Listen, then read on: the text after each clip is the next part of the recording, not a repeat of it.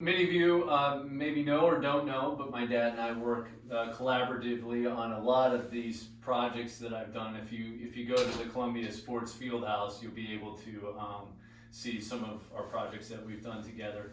But when it comes to big canvases, sometimes it can be problematic. My dad and I have actually had to build a giant wall in the back to pin up a canvas. But this time my dad has kind of come up with an innovative solution using two easels that he got at Art Mart. Yep. And up there. And so he's going to show you what we're doing here, which is kind of cool. Well, the neat thing is everybody wants an easel. What comes with the Art Mark one is the top piece here, this, and what is really slick is this drops out of the way.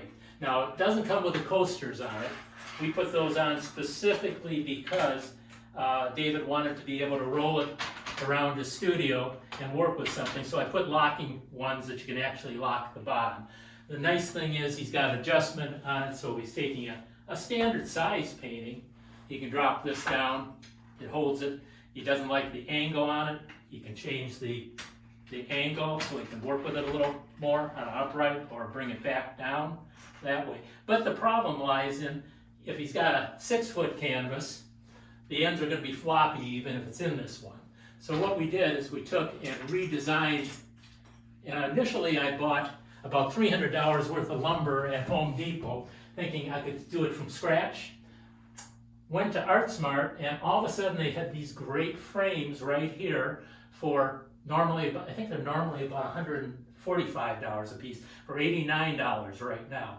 I couldn't buy the lumber for that. No. So the real problem was, how do we get a large painting on this and hold it together? So what's slick about this, of course, is you can take it apart, and I'll just let that fly.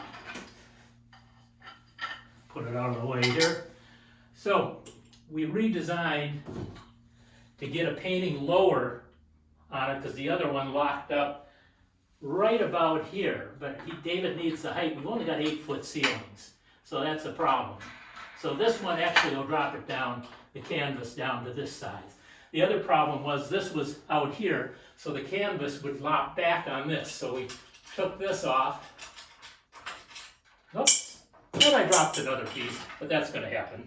And I do have to say that we wouldn't be doing this unless we did have a big canvas to work on in the future. So we've got a 6-foot by 8-foot canvas, and that's kind of in line of one of these next projects we're working on. So what I did is I redesigned. You could do this yourself without being as elaborate. Figured that David's going to be working with this the rest of his life, hopefully. And so we wanted something that was versatile. And of course, you can buy extra knobs. I bought these from Rockler. They are a woodworking shop in St. Louis, but you can order those also online. I think for 4 of them, it was only $22, which is a great investment. Other thing was, are we going to hit the ceiling with our canvas? So we wanted something that would stop it at the top, yet David can move it around. Well, so we took a second one, and we needed to lock these together somehow. So again, you could take any piece of wood, drill your holes, but I slotted this one on purpose so that we could slide it. When David's working on a 6-foot wide canvas, he can move it. And this locks in quickly. And again, with these little swivels, you can lock it as tight as you want. And all of a sudden, we've got two easels that are locked together. I already have this one set up with this on it. It also came with the other 2 pieces. So we're going to lift the canvas up here. This is the one David's going to be stretching. He'll probably show you online how he stretches the canvas. But the real problem was, if you put it against the wall, you're working straight up and down.